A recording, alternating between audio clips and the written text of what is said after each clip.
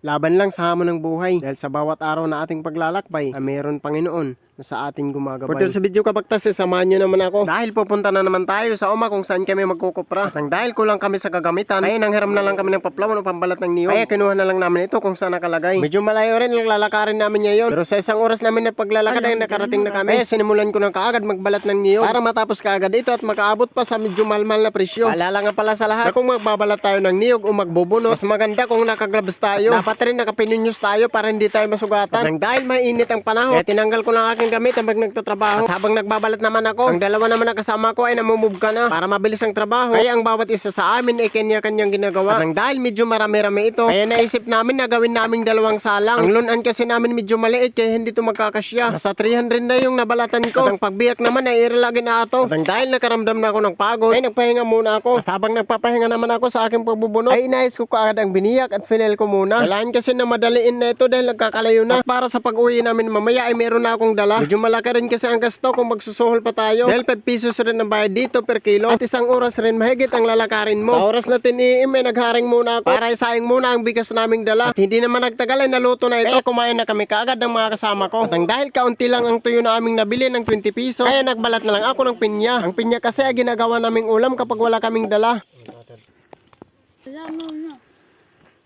Asin.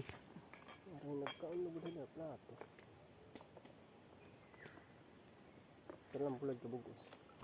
Pat. Bawa ko ka ng 20. Hindi sunda ada ini.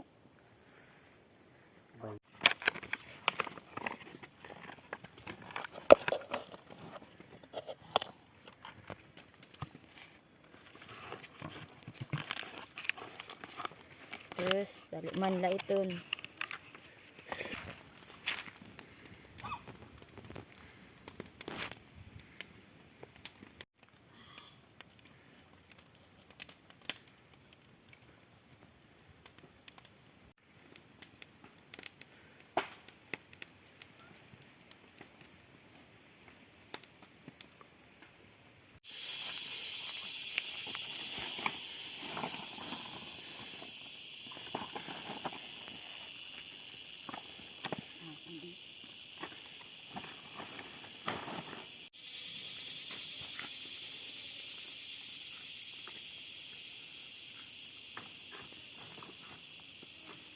Ay, lani yung